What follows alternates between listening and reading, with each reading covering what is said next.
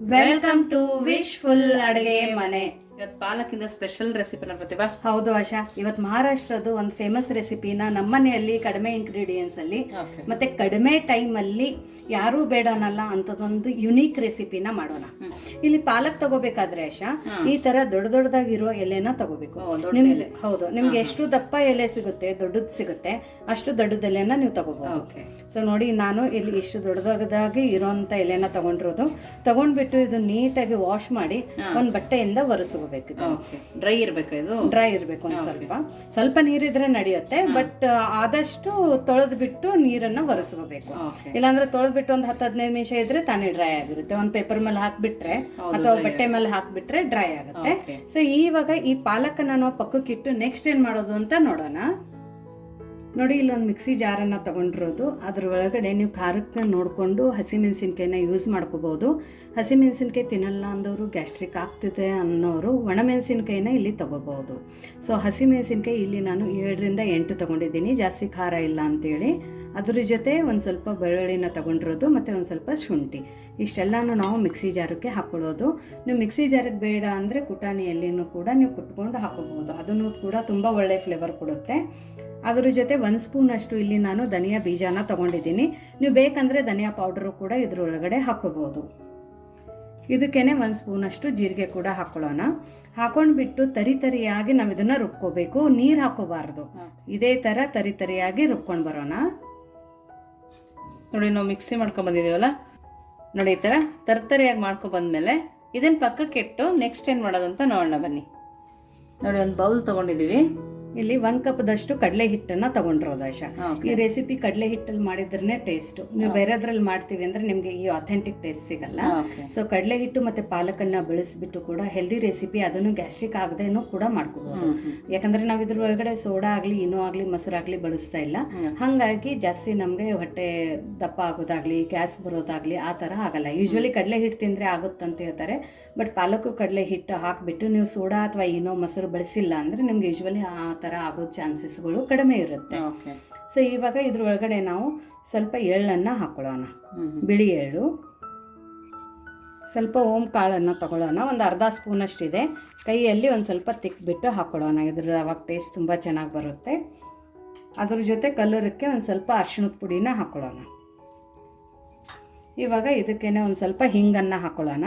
ನಾನು ಹೇಳ್ದಲ್ಲ ಗ್ಯಾಸ್ಟ್ರಿಕ್ ಇದ್ದವರು ಅಂತ ಹೇಳ್ಬಿಟ್ಟು, ಸೊ ನೀವು ಹಿಂಗನ್ನು ಒಂದು ಸ್ವಲ್ಪ ಯೂಸ್ ಮಾಡಿದರೆ ಗ್ಯಾಸ್ಟ್ರಿಕ್ಕನ್ನು ಎಲ್ಲ ಅವಾಯ್ಡ್ ಆಗುತ್ತೆ. ಸೊ ಹಾಗಾಗಿ ರೆಗ್ಯುಲರ್ ಆಗಿನೂ ನೀವು ಒಂದು ಸ್ವಲ್ಪ ಅಡುಗೆಯಲ್ಲಿ ಹಿಂಗನ್ನು ಬಳಸಿದರೆ ನೀವು ಏನೇ ತಿಂದಿದ್ರು ನಿಮ್ಗೆ ಗ್ಯಾಸ್ಟ್ರಿಕ್ ಪ್ರಾಬ್ಲಮ್ಸ್ಗಳು ಆಗಂಗಿಲ್ಲ. ಇವನ್ ಮಜ್ಜಿಗೆಯಲ್ಲಿನೂ ಕೂಡ ನೀವು ಹಿಂಗೆ ಹಾಕೊಂಡು ಕುಡ್ದಿದ್ರು ನಿಮಗೆ ಗ್ಯಾಸ್ಟ್ರಿಕ್ ಎಲ್ಲ ಕಡಿಮೆ ಆಗುತ್ತೆ. ಇವಾಗ ನಾವೇನು ಕುಟ್ಕೊಂಡು ಬಂದಿದ್ವಲ್ಲ ಆಶಾ ಮಸಾಲೆ, ಆ ಮಸಾಲೆನ ರುಬ್ಬಿರೋದು ಇದ್ರೊಳಗಡೆ ಹಾಕೊಳ್ಳೋಣ. ನೋಡಿ, ತರಿಯನ್ನೇ ಇರಬೇಕು, ಪೇಸ್ಟ್ ಮಾಡಬೇಡಿ, ಇಲ್ಲಾಂದರೆ ನಿಮಗೆ ಟೇಸ್ಟ್ ಚೆನ್ನಾಗಿ ಬರಲ್ಲ. ಪೇಸ್ಟ್ ಮಾಡಿದರೆ ಸ್ವಲ್ಪ ತರಿಯಾಗಿ ಬಾಯಲ್ಲಿ ಸಿಗೋಂಗಿದ್ರೆ ನಮಗೆ ತಿನ್ನೋಕೆ ತುಂಬ ಚೆನ್ನಾಗಿರುತ್ತೆ. ಈ ಮಸಾಲೆ ಸ್ಮೆಲ್ಲೇ ಸೂಪರ್ ಆಗಿ ಬರುತ್ತೆ. ಹೌದು ಆಶಾ, ಧನಿಯಾ ಎಲ್ಲ ಇದೆ ಅಲ್ಲ, ಘಮ ಬರ್ತಾ ಇದೆ. ಸೊ ನೋಡಿ, ಎಲ್ಲ ಮಸಾಲೆನೂ ಹಾಕೊಂಡಿರೋದು. ಸ್ವಲ್ಪ ಸಣ್ಣದಾಗಿ ಕಟ್ ಮಾಡ್ಕೊಂಡ್ರು ಅಂತ ಕೊತ್ತಂಬರಿ ಸೊಪ್ಪನ್ನು ಹಾಕೊಳ್ಳೋಣ. ಕೊತ್ತಂಬರಿ ಸೊಪ್ಪು ಆಪ್ಷನಲ್ ಇದೆ, ಬೇಕಂದ್ರೆ ಹಾಕೋಬಹುದು, ಇಲ್ಲಾಂದ್ರೆ ಕಸೂರಿ ಮೇಥಿ ಕೂಡ ಹಾಕೋಬಹುದು. ರುಚಿ ನೋಡಿ ಇವಾಗಲೇ ಉಪ್ಪು ಹಾಕೋಬೇಕು, ಯಾಕಂದ್ರೆ ಮತ್ತೆ ನಾವು ಇವಾಗ ಎದರಲ್ಲಿನೂ ಉಪ್ಪು ಹಾಕೋಂಗಿರಂಗಿಲ್ಲ.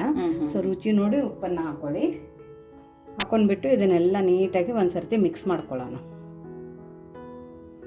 ಹದಗಳನ್ನ ನೀಟಾಗಿ ನೋಡ್ಕೊಳ್ಳಿ, ಮತ್ತು ನಾನು ಹೇಳಿರೋ ಟಿಪ್ಸನ್ನು ಫಾಲೋ ಮಾಡಿ, ಅಂದರೆ ರೆಸಿಪಿ ತುಂಬ ಚೆನ್ನಾಗಿ ಬರುತ್ತೆ, ಎಲ್ಲಿ ಫೇಲ್ ಆಗಲ್ಲ ಆಶಾ. ಹೌದು. ಸೊ ಇವಾಗ ಸ್ವಲ್ಪ ನೀರನ್ನು ಹಾಕ್ಕೊಂಡು ಗಂಟು ಇಲ್ಲದೆ ಥರ ನಾವು ಇದನ್ನು ಮಿಕ್ಸ್ ಮಾಡ್ಕೋಬೇಕು. ಸೊ ಇದನ್ನು ಮಿಕ್ಸ್ ಮಾಡ್ತಾ ಇನ್ನೊಂದು ನಿಮ್ಗೆ ಹೇಳಬೇಕಂದ್ರೆ, ನಮ್ಮದು ವಾಟ್ಸಪ್ ಗ್ರೂಪ್ ಇದೆ. ಸೊ ವಾಟ್ಸಪ್ ಗ್ರೂಪ್ ಲಿಂಕನ್ನು ಇನ್ನೂ ಯಾರು ಜಾಯಿನ್ ಆಗಿಲ್ಲ ಅಂದರೆ ಡಿಸ್ಕ್ರಿಪ್ಷನ್ ಬಾಕ್ಸಲ್ಲಿ ವಿಶ್ಫುಲ್ ಅಡುಗೆ ಮನೆ ವಾಟ್ಸಪ್ ಗ್ರೂಪ್ ಲಿಂಕನ್ನು ಕೊಟ್ಟಿದ್ದೀವಿ. ಆ ಲಿಂಕ್ ಮೇಲೆ ನೀವು ಕ್ಲಿಕ್ ಮಾಡಿದರೆ ಸಾಕು, ನಮ್ಮ ಜೊತೆ ನೀವು ಕನೆಕ್ಟ್ ಆಗ್ತೀರಾ. ನಿಮ್ಗೆ ಏನೇ ಡೌಟ್ಸ್ ಆಗಲಿ, ಕ್ವೆರೀಸ್ ಆಗಲಿ ಅಥವಾ ಸಜೆಷನ್ಸ್ ಆಗಲಿ, ಯಾವುದೇ ರೆಸಿಪಿ ರಿಲೇಟೆಡ್ ಏನಾದರೂ ಹೇಳಬೇಕು ಅಥವಾ ಕೇಳಬೇಕಂದ್ರೆ ನೀವು ಅಲ್ಲಿ ನಮ್ಮ ಜೊತೆ ಕಮ್ಯುನಿಕೇಟ್ ಆಗ್ಬೋದು. ಸೊ ನೋಡಿ, ಇದು ನೀಟಾಗಿ ಮಿಕ್ಸ್ ಮಾಡ್ಕೊಳ್ಳೋಣ. ತುಂಬ ಗಟ್ಟಿನೂ ಇರಬಾರ್ದು, ತುಂಬ ಲೂಸು ಇರಬಾರ್ದು, ಮೀಡಿಯಮ್ ಆಗಿರಬೇಕು. ಸೊ ನೋಡಿ, ಗಂಟು ಇಲ್ಲದೆ ಥರ ಈ ಥರ ಮಾಡ್ಕೊಂಡಿರೋದು ಇಷ್ಟು ಹದ ಇಷ್ಟಿರಬೇಕು. ತುಂಬ ಗಟ್ಟಿನೂ ಇಲ್ಲ, ತುಂಬ ಲೂಸು ಇಲ್ಲ. ಯಾಕಂದರೆ ನಾವು ಎಲೆಗೆಲ್ಲ ಹಚ್ಚಬೇಕಂದ್ರೆ ಇದ್ರ ಕನ್ಸಿಸ್ಟೆನ್ಸಿ ಹಿಂಗೆ ಇರಬೇಕು. ತುಂಬ ಗಟ್ಟಿ ಇದೆ. ಇಲ್ಲಿ ನೀರ್ ತರ ಇಲ್ಲ, ನೀರ್ ಥರ ಇಲ್ಲ ನೋಡಿ, ಈ ಥರ ಇಷ್ಟೇ ಇರಬೇಕು ಹದ. ಸೊ ಇವಾಗ ಇದನ್ನ ಪಕ್ಕಕ್ಕಿಟ್ಟು ನೆಕ್ಸ್ಟ್ ಏನು ಮಾಡೋದು ಅಂತ ನೋಡೋಣ. ನೋಡಿ ಇಲ್ಲೊಂದು ದಪ್ಪ ತಳ ಇರೋ ಪಾತ್ರೆನ ತಗೊಳ್ಳೋಣ, ಇಲ್ಲಾಂದ್ರೆ ನೀವು ಇಲ್ಲಿ ಇಡ್ಲಿ ಕುಕ್ಕರ್ ಕೂಡ ತಗೋಬಹುದು. ಇದ್ರ ಒಳಗಡೆ ಒಂದು 2 ಗ್ಲಾಸ್ ಆಗೋಷ್ಟು ನೀರನ್ನು ಹಾಕೊಳ್ಳೋಣ, ಯಾಕಂದರೆ ಜಾಸ್ತಿ ನೀರು ಹಾಕೊಂಡ್ರೆ ಜಡಿಗೆ ಅಂಟುತ್ತೆ. ಸೊ ಹಾಗಾಗಿ ನೋಡಿ ಇವಾಗ ಇದ್ರ ಮೇಲ್ಗಡೆ ಒಂದು ಲಿಡ್ಡನ್ನು ಮುಚ್ಚಿಬಿಟ್ಟು ಲೋ ಫ್ಲೇಮಲ್ಲಿ ಇದು ನೀರನ್ನು ಬಿಸಿ ಆಗೋಕೆ ಇಡೋಣ ಅಂತೆ. ನೋಡಿ ಇಲ್ಲಿ ಒಂದು ತಟ್ಟೆನ ತಗೊಂಡಿರೋದು, ನೀವು ಯಾವ ತಟ್ಟೆನೂ ತಗೋಬಹುದು. ತಗೊಂಡ್ಬಿಟ್ಟು ಇವಾಗ ನಾವೇನು ಪಾಲಕ್ ತಗೊಂಡಿದ್ವಿಲ್ಲ ತೊಳೆದು ಒರೆಸ್ಕೊಂಡು ಇಟ್ಟಿದ್ವಿ, ಆ ಪಾಲಕನ್ನ ಹಿಂಗ್ ಉಲ್ಟಾ ಇಟ್ಕೋಬೇಕು. ದಪ್ಪ ದಪ್ಪ ಎಲೆನ ತೆಳಗಡೆ ಇಟ್ಕೊಳ್ಳಿ. ಇದು ಬೇರೆ ಸೊಪ್ಪಲ್ಲೂ ಮಾಡ್ಬೋದು ಪ್ರತಿಭಾ? ಬೇರೆ ಸೊಪ್ಪಲ್ಲಿನೂ ಅಂದ್ರೆ ನಮ್ಮ ಕಡೆ ಶಾಯಿ ಪಲ್ಯ ಅಂತ ಬರುತ್ತೆ, ಮರಾಠಿಯಲ್ಲಿ ಅಳು ಅಂತಾರೆ. ಸೊ ಅದರಿಂದಾನು ಮಾಡ್ಕೋಬಹುದು, ತುಂಬಾ ದೊಡ್ಡದಿರುತ್ತೆ. ಅದಕ್ಕೆ ಕನ್ನಡದಲ್ಲಿ ಮತ್ತೆ ಇನ್ನೊಂದು ಏನ್ ಹೆಸರು ಇದೆ ಅಂತ ನನಗೆ ಗೊತ್ತಿಲ್ಲ ಬಟ್ ನಾವು ಶಾಯಿ ಪಲ್ಯನೂ ಅಂತೀವಿ. ಸೊ ನೋಡಿ ಪಾಲಕದ್ದು ಹಿಂಗ್ ಉಲ್ಟಾ ಇಟ್ಕೋಬೇಕು, ಈ ತರ ನೀಟಾಗಿ ಇಟ್ಕೊಂಡಿವೆಲ್ಲ.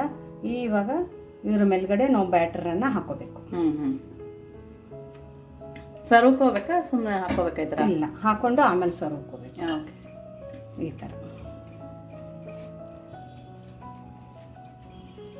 ಪ್ರತಿಯೊಂದು ಎಲೆಗೂ ಹತ್ತಬೇಕು.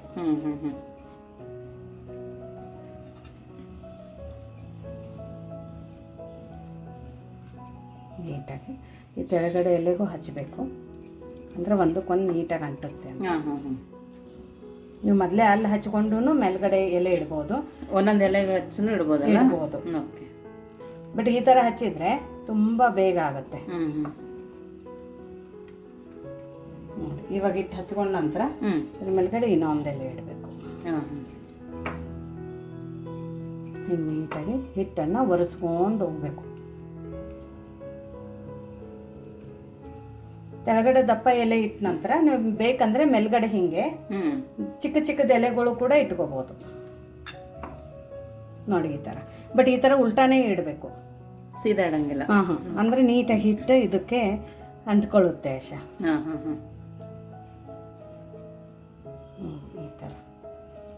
ಈ ತರ ಇಟ್ಕೊಂಡಾಗ ನೀವು ಬೇಕಂದ್ರೆ ಈ ತರ ರೋಲು ಮಾಡ್ಕೋಬಹುದು, ಇಲ್ಲಾಂದ್ರೆ ಡೈರೆಕ್ಟ್ ಇದೇ ತರನು ಸ್ಟೀಮ್ ಮಾಡ್ಕೋಬಹುದು.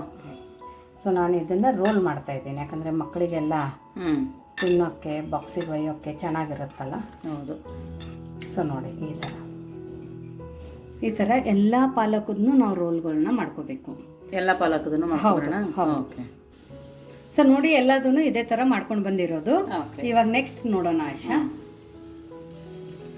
ಸೊ ನೋಡಿ ಇಲ್ಲಿ ನೀರು ಬಿಸಿ ಮಾಡೋಕೆ ಇಟ್ಕೊಂಡಿದ್ದೀವಲ್ಲ ಆಶಾ, ನೀರು ಬಿಸಿ ಆಗಿದೆ. ಹೌದು. ಈ ತರ ಸಣ್ಣ ಫ್ಲೇಮ್ ಅಲ್ಲಿನೇ ಕುದಿ ಬರ್ತಾ ಇದೆ. ಇದ್ರ ಒಳಗಡೆ ಇವಾಗ ಒಂದು ಜಡಿನ ಇಟ್ಕೋಬೇಕು. ನಾವು ಜಡಿನ ಇಟ್ಕೊಂಡು ಇದಕ್ಕೊಂದು ಸ್ವಲ್ಪ ಎಣ್ಣೆ ಒರೆಸ್ಕೋಬೇಕು, ಇಲ್ಲಾಂದ್ರೆ ಅಂಟಬಾರ್ದಲ್ಲ. ಹಂಗಾಗಿ ನೀವು ಬೇಕಂದ್ರೆ ತೆಳಗಡೆನೆ ಇಟ್ಟು ಒರೆಸ್ಕೋಬಹುದು, ಇಲ್ಲಾಂದ್ರೆ ನೀರಿಂದ ಹೂಗ ಬಡಿಯುತ್ತಿರುತ್ತೆ. ನಂಗೆ ರೂಢ ಇದೆ ಅಂತ ನಾನು ಈ ತರ ಮಾಡಿರೋದು. ಬಿಗಿನರ್ಸ್ ಯಾರಾದ್ರೆ ಇದ್ರೆ ಮಾತ್ರ ತೆಳಗಡೆ ಜಡಿಗೆನೆ ನೀವು ಎಣ್ಣೆ ಎಲ್ಲ ಒರೆಸ್ಕೊಂಡು ಆಮೇಲೆ ಇಟ್ಕೋಬಹುದು. ಬಾಳೆದೆಲೆ ಬೇಕಾದ್ರೆ ಇಡ್ಬೋದು ಇಡ್ಬೋದು, ಬಟ್ ಅದ್ರ ಟೇಸ್ಟ್ ಬೇರೆ ಬರುತ್ತೆ. ಇವಾಗ ಇದಕ್ಕೇನೆ ನಾವು ಮಾಡ್ಕೊಂಡು ಇಟ್ಕೊಂಡಿದ್ದೀವಲ್ಲ ಪಾಲಕ್ ರೋಲ್, ಅದನ್ನ ಈ ತರ ಇಟ್ಕೋಬೇಕು. ಪಾಲಕ್ ರೋಲ್ಸ್ ನೋಡಿ ಈ ತರ ನೀಟಾಗಿ ಸ್ಟೀಮ್ ಆಗಬೇಕಿದು.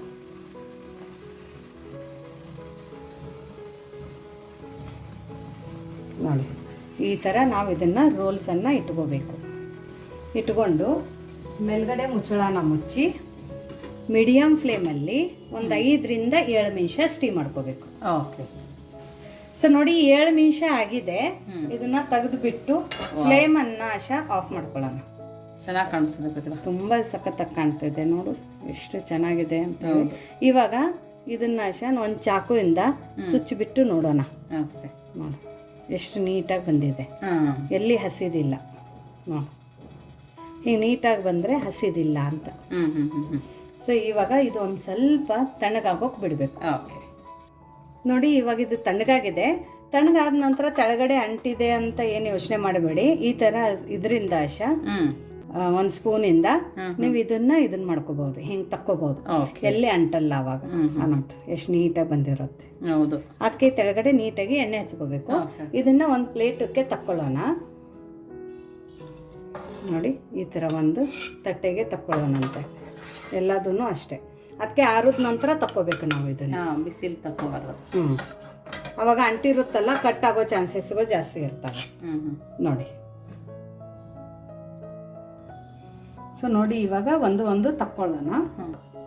ತಕೊಂಡ್ಬಿಟ್ಟು ನಿಮ್ಗೆ ಹೆಂಗ್ ಬೇಕೋ ಹಂಗೆ ಕಟ್ ಮಾಡ್ಕೋಬಹುದು ಆಶಾ. ಬಟ್ ಜಾಸ್ತಿ ದಪ್ಪ ಇರಬಾರ್ದು, ಜಾಸ್ತಿ ಸಣ್ಣ ಇರಬಾರ್ದು. ಸೊ ನೋಡಿ ಎಷ್ಟು ಚೆನ್ನಾಗಿ ಇದನ್ನ ಲೇಯರ್ಸ್ ಬಂದಿದೆ. ಈ ಥರ ಇಷ್ಟೇ ಥಿಕ್ನೆಸ್ಸು ನೋಡಿ. ಅದೇ ಥರ ಎಲ್ಲದನ್ನು ಕಟ್ ಮಾಡ್ಕೋಬೇಕು. ಬನ್ನಿ, ಚೆನ್ನಾಗಿದೆ ಪ್ರತಿಭಾ. ಹೌದು. ಸೊ ನೋಡಿ, ಎಲ್ಲದನ್ನು ಅದೇ ಥರ ಮಾಡ್ಕೊಂಡ್ರು. ಒಳಗಡೆ ರೋಲ್ ಕೂಡ ಎಷ್ಟು ಚೆನ್ನಾಗಿ ಕಾಣಿಸ್ತಾ ಇದೆ. ಎಲ್ಲಿ ಹಸಿ ಇಲ್ಲ. ಸೊ ಎಲ್ಲದನ್ನು ಇದೇ ಥರ ಕಟ್ ಮಾಡ್ಕೊಳ್ಳೋಣ. ಓಕೆ. ನೋಡಿ, ಎಲ್ಲದನ್ನು ಈ ಥರ ಕಟ್ ಮಾಡ್ಕೊಂಡು ಬಂದಿರೋದು ತುಂಬ ಚೆನ್ನಾಗಿ ಬಂದಿದ್ದಾವೆ. ಎಲ್ಲಿ ಹಸಿ ಆ ಥರ ಇನ್ನೂ ಉಳಿದಿಲ್ಲ.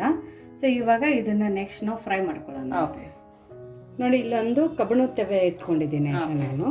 ನೀವು ಬೇಕಂದ್ರೆ ನಾನ್ ಸ್ಟಿಕ್ ಕೂಡ ಯೂಸ್ ಮಾಡ್ಕೋಬಹುದು. ಇದ್ರ ಮೇಲ್ಗಡೆ ಒಂದು ಸ್ವಲ್ಪ ಎಣ್ಣೆನ ಹಾಕೊಳ್ಳೋಣ. 1-2 ಸ್ಪೂನ್ ಅಷ್ಟು ಎಣ್ಣೆ ಹಾಕೊಂಡ್ಬಿಟ್ಟು ನೀಟಾಗಿ ಎಲ್ಲ ಕಡೆ ಸ್ಪ್ರೆಡ್ ಮಾಡ್ಕೊಳ್ಳೋಣ. ಜಾಸ್ತಿ ಎಣ್ಣೆ ಇಲ್ಲ ಪ್ರತಿಭಾ? ಜಾಸ್ತಿ ಏನಿಲ್ಲ, ಶಾಲೋ ಫ್ರೈ ಮಾಡ್ಕೊಳ್ಳೋಣ. ಇವಾಗ ನಾವು ಮಾಡ್ಕೊಂಡ್ರಂತೂ ಕಟ್ ಮಾಡ್ಕೊಂಡ್ರಂತೂ ಇದ್ರೊಳಗಡೆ ಇಟ್ಕೋತ ಹೋಗ್ಬೇಕಾಶ. ನೋಡಿ, ಎಷ್ಟು ಹಿಡಿಸುತ್ತೆ ಅಷ್ಟಿಷ್ಟು ಹಾಕೋತ ಹೋಗ್ಬೇಕು. ಇದನ್ನು ನಾವು 2 ಸೈಡ್ ಬೇಯಿಸ್ಬೇಕು ಆಶಾ. ಕ್ರಿಸ್ಪಿ ಆಗ್ಬೇಕಾ? ಯಾವ ತರ ಪ್ರತಿಭಾ? ಸ್ವಲ್ಪ ಕಲರ್ ಚೇಂಜ್ ಆಗುತ್ತೆ ಇದರದ್ದು.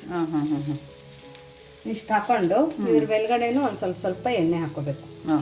ನೀವು ನಮ್ಗೆ ಇಷ್ಟೆಲ್ಲ ಎಣ್ಣೆ ಬೇಡ ಅಂದ್ರೆ ನಾನ್ ಸ್ಟಿಕ್ ಅಲ್ಲಿ ಸ್ವಲ್ಪ ಹಂಗೇನೆ ಫ್ರೈ ಮಾಡ್ಕೋಬಹುದು. ಇಲ್ಲ ಓವನ್ ಇದ್ರೆ ಓವನ್ ಅಲ್ಲಿನೂ ಕೂಡ ಇದನ್ನ ನೀವು ಇದನ್ನ ಮಾಡ್ಕೋಬಹುದು, ಬೇಕ್ ಮಾಡ್ಕೋಬಹುದು. ನೋಡಿ, 2 ಮೈ ಈ ತರ ಮಾಡ್ಕೋಬೇಕು. ಇದು ಮೇಲ್ಗಡೆ ಕಲರ್ ಇದೆ ಅಲ್ಲ, ಸ್ವಲ್ಪ ರೆಡಿಶ್ ಆಗಬೇಕು.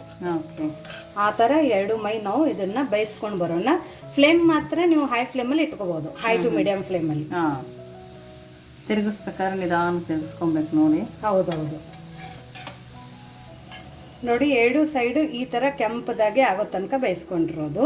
ಜಾಸ್ತಿ ಆಯಿಲು ತಗೊಂಡಿಲ್ಲ. ಇವಾಗ ಇದನ್ನ ತಕೊಳ್ಳೋಣಂತೆ. ಚೆನ್ನಾಗಿ ಬೈದಿದೆ 2 ಸೈಡು. ಕರಿ ಮಾಡೋಕ್ ಹೋಗಬೇಡಿ, ಇದೇ ತರ ಇರಲಿ. ಹೌದು, ರೆಡಿಶ್ ಆಗ್ಬೇಕು, ಸಾಕಿಷ್ಟೇ. ಚೆನ್ನಾಗಿದ್ದು ರೋಸ್ಟ್ ಆಗಿದ್ದಾವೆ. ಇವಾಗ ನಾವು ಇದನ್ನ ಒಂದು ಪ್ಲೇಟಕ್ಕೆ ತಕ್ಕೊಳ್ಳೋಣಂತೆ. ನೋಡಿ, ಇದನ್ನ ಈ ತರ ತಕ್ಕೊಳ್ಳೋಣ. ಇದು ಆಶಾ ನಮ್ಮಲ್ಲಿ ದಸರಾದಲ್ಲಿನೂ ಕೂಡ ಮಾಡ್ತಾರೆ, ದೇವಿಗೆ ನೈವೇದ್ಯಕ್ಕೆ ಅಂತೇಳಿ. ಮಹಾರಾಷ್ಟ್ರದಲ್ಲಿ ಬಜ್ಜಿ ಬೋಂಡ ಮಾಡೋದಕ್ಕಿಂತ ಈ ತರ ಮಾಡ್ತೀವಿ. ಹೌದು, ಡೀಪ್ ಫ್ರೈ ಆಯಿಲ್ಗಿಂತ ಬೆಟರ್. ಹೌದೌದು. ಒಬ್ಬಟ್ಟು ಮಾಡಿರ್ತೀವಲ್ಲ, ಅದೇ ತವೆ ಮೇಲೆ ಈ ತರ ಮಾಡಿಬಿಡ್ತೀವಿ. ಸೊ ನೋಡಿ, ಎಲ್ಲದೂ ಇದೇ ತರ ಮಾಡ್ಕೊಂಡು ಬರೋಣಂತೆ. ನೋಡಿ, ನಮ್ದು ಬಿಸಿ ಬಿಸಿ ಪಾಲಕ್ ವಡಿ ರೆಡಿ ಆಗಿದೆ. ನೋಡೋಕೆ ಚೆನ್ನಾಗಿ ಕಾಣಿಸ್ತಾ ಇದೆ, ತಿನ್ನೋಕ್ಕೂ ಅಷ್ಟೇ ಟೇಸ್ಟಿಯಾಗಿದೆ. ತುಂಬಾ ಈಸಿಯಾಗಿ ದಿಢೀರಂತ ಪಾಲಕ್ಕಿಂದ ಈ ತರ ಒಂದು ರೆಸಿಪಿನ ಮಾಡ್ಬೋದು ಅಂತ ನೀವು ಕಲ್ತಿದ್ರೆ ನಮ್ಗೆ ಒಂದು ಕಮೆಂಟ್ ಮೂಲಕ ತಿಳಿಸೋದನ್ನು ಮರಿಬೇಡಿ. ಮತ್ತೆ ನೀವು ನಿಮ್ಮ ಮನೆಯಲ್ಲಿ ಅಕಸ್ಮಾತ್ ಪಾಲಕನ್ನ ಬಿಟ್ಬಿಟ್ಟು ಬೇರೆ ಯಾವ ಸೊಪ್ಪನ್ನ ಬಳಸ್ಬಿಟ್ಟು ಈ ತರ ಮಾಡ್ತೀರಂತನೂ ಕಮೆಂಟ್ ಮೂಲಕ ಹೇಳಿ.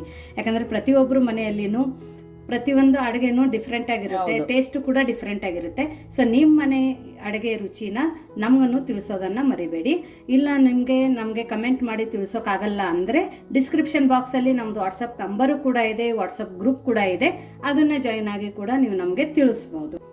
ಸೊ ನೋಡಿ, ಎಷ್ಟು ಕ್ರಿಸ್ಪಿಯಾಗಿ ಎಷ್ಟು ಚೆನ್ನಾಗಿ ಬಂದಿದೆ. ಲೇಯರ್ಸು ಕೂಡ ಹಾಗೆ ಬಂದಿದೆ, ತುಂಬ ಚೆನ್ನಾಗಿ ಬಂದಿದೆ. ಸೊ ನೋಡಿ, ಕ್ರಿಸ್ಪಿ ನೋಡಿದ್ರಲ್ಲ ಎಷ್ಟು ಕ್ರಿಸ್ಪಿಯಾಗಿದೆ ಅಂತ. ಮಕ್ಕಳಿಗೆ ಲಂಚ್ ಬಾಕ್ಸಿಗೂ ಮಾಡ್ಬೋದು. ಅಕಸ್ಮಾತ್ ಪಲ್ಯ ಮಾಡೋಕೆ ಮನಸ್ಸಿಲ್ಲ ಅಂದರೆ ಆಶಾ, ಚಪಾತಿ ಜೊತೆ ಈ ಥರ ಮಾಡಿ ಕೊಡ್ಬೋದು. ಹೌದು, ಸಣ್ಣದಾಗಿ ಕಟ್ ಮಾಡ್ಕೊಂಡು ಕೊಟ್ಟರು ಆಗುತ್ತೆ. ಹೌದೌದು. ನೋಡು, ಒಳಗಡೆನೂ ಎಷ್ಟು ಚೆನ್ನಾಗಿ ಬೈದಿದೆ. ಸೋಡಾ ಇಲ್ಲ, ಏನೂ ಇಲ್ಲ, ಮೊಸರಿಲ್ಲ, ಯಾವುದೂ ಬಳಸಿಲ್ಲ, ಕಡಿಮೆ ಇಂಗ್ರೀಡಿಯೆಂಟ್ಸು.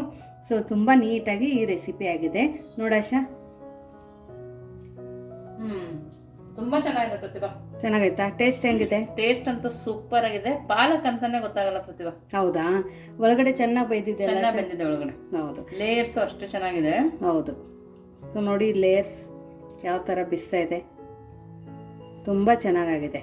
ನೀವು ಮಕ್ಕಳಿಗೆ ಚಪಾತಿ ಜೊತೆನೂ ಕೊಡ್ಬೋದು, ಸ್ನ್ಯಾಕ್ಸ್ ಅಂತಲೂ ಕೊಡ್ಬೋದು. ಎಲ್ಲಾದರೆ ಪ್ರಯಾಣಕ್ಕೆ ಹೋಗ್ತೀನಿ ಅಂದ್ರೂ ನೀವು ಈ ಥರ ಮಾಡ್ಬೋದು. ಆಮೇಲೆ ಇನ್ನೊಂದು ಅಂದರೆ ಗಡಿಬಿಡಿಯಲ್ಲಿ ಇಷ್ಟೆಲ್ಲ ಪ್ರೊಸೆಸ್ ಮಾಡೋಕೆ ನಮ್ಗೆ ಆಗಂಗಿಲ್ಲ ಅಂದರೆ ನೀವು ಸ್ಟೀಮ್ ಮಾಡಿಬಿಟ್ಟು ಕಟ್ ಮಾಡಿ ಫ್ರಿಜ್ಜಿಗೆ ಇಟ್ಟು ಬೆಳಗ್ಗೆ ಶಾಲೋ ಫ್ರೈ ಮಾಡಿ ಕೊಡ್ಬೋದು. ಓಕೆ, ಏನೂ ಆಗಲ್ಲ ಇದಕ್ಕೆ. ಯಾಕಂದ್ರೆ ಒಳಗಡೆ ಏನೋ ಮೊಸರು ಇರಂಗಿಲ್ಲಲ್ಲ, ಹಾಗಾಗಿ ಹುಳಿ ಹೊಡಿಯುತ್ತೆ ಅಂತ ಏನೋ ನಮಗೆ ಟೆನ್ಷನ್ ಇರಲ್ಲ. ಸೊ ಹಾಗಾಗಿ ಈ ಒಂದು ರೆಸಿಪಿ ನೀವು ಟ್ರೈ ಮಾಡಿ ಹೇಗಿತ್ತು ಅಂತ ಕಮೆಂಟ್ ಮೂಲಕ ವಿಶ್ಫುಲ್ ಅಡುಗೆ ಮನೆಯಲ್ಲಿ ತಿಳಿಸೋದನ್ನು ಮರಿಬೇಡಿ. ಮತ್ತೆ ಸಿಗೋಣ ನಾವು ಇದೇ ಥರ ಹೊಸ ಹೊಸ ರೆಸಿಪಿ ಜೊತೆ ವಿಶ್ಫುಲ್ ಅಡುಗೆ ಮನೆಗೆ. Thank you.